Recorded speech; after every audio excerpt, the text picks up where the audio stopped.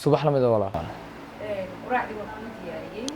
wayna shaqadii bay qabatay anigana waxaa la soo sheegay xafiis ay shaqo ka banaan tahay xaalkanina waa isku ogteen waxaa rabaa inaan xafiiska soo eego haddii ay shaqaysiinayaan marka iska sii quraacda waa si wanaagsan walaalood maasantay guul baan ku rajeynayaa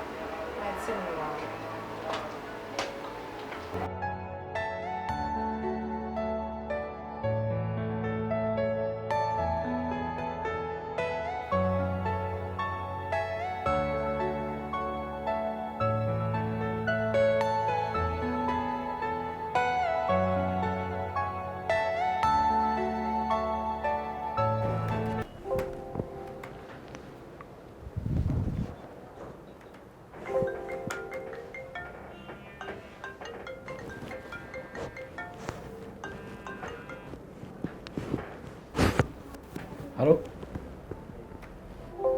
Wasiir Yur. Aad iyo shaqadan ka soo baxay anaa ku soo wacay hadhow. Way.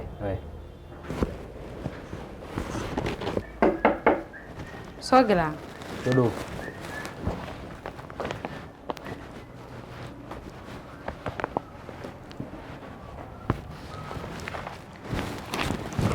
السلام عليكم maamule وعليكم السلام.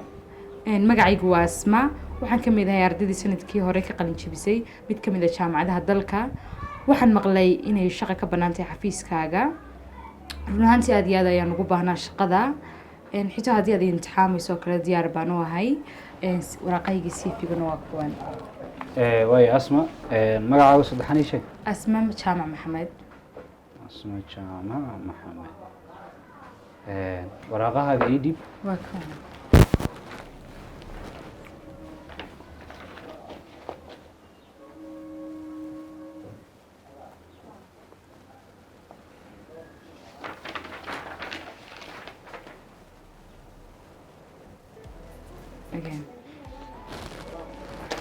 waaya Asma waxaad iiga warantaa noloshaada iyo tan qoyskiina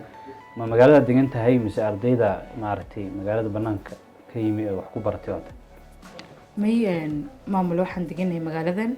waana tii aan ku dhashay sidiina waan u joogaa waaya nolosha qoyskiina iiga waran run ahaantii nolosha qoyskaygu waa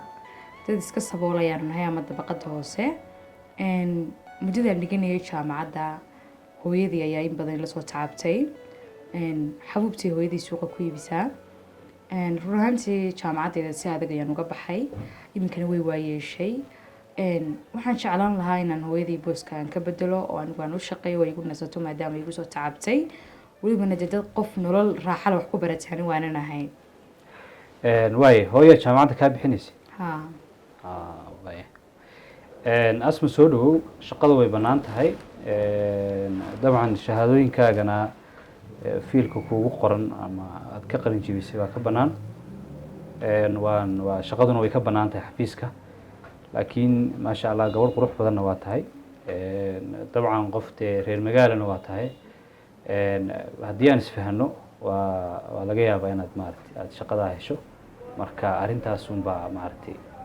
ka hortaagan wax kale oo hadda shahaadooyinkaagii iyo howlahaagii oo kalena way wada saxsan yihiin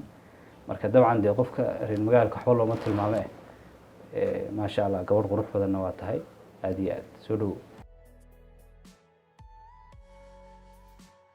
waxba waqti baad haysataa adeer waxba hadda jawaab haysiin waa ka soo fikiri kartaa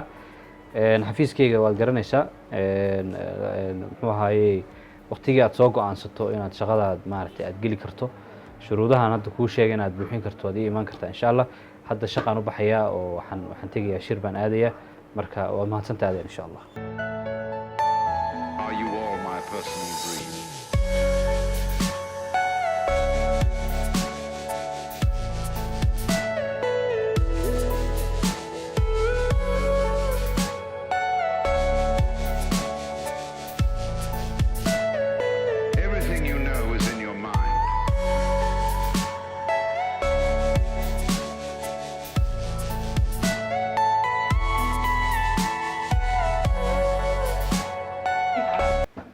maxaa kale walaal adigoo faraxsan baad saaka iga tagtay haddana adigoo in murugaysan baad ii timid sidee wax u jiraan walaashay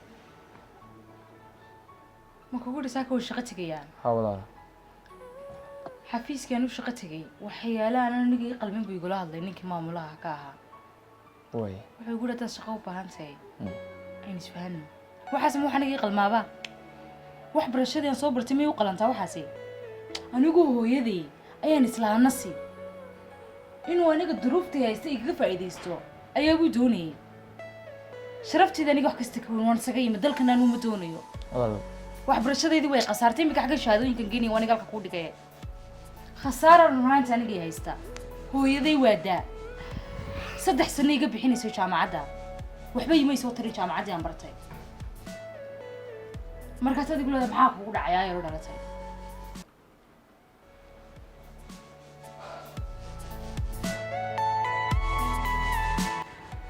waxaad daawateen muuqaal yaroo kooban oo ka hadlaya fariin bulshadeena ku dhex jirta waxaa laga yaabaa qaarkiin inay u arkaan jiliin keliya inay tahay laakiin waa fariin dhab ah oo bulshadeena ku dhex jirta oo ay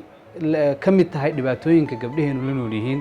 una baahannahay inaan ka wacyigelinno dadka waxaan oo kale ku dhaqmaya fariintan cid gaara ma khusayso meel gaarana kuma socoto laakiin waa mid ka mid a dhaqamada xunxun ee bulshadeena Soomaaliyeed ay caadaysteen sidaa daraaddeed waxaan markasta aan ku boorinaynaa ama ku dhiirigelinaynaa dadka ay fariintan khusayso in aanay duruufaha uga faa'iideysan gabdhaheena sharafta badan waa mahadsantihiin salaamu calaykum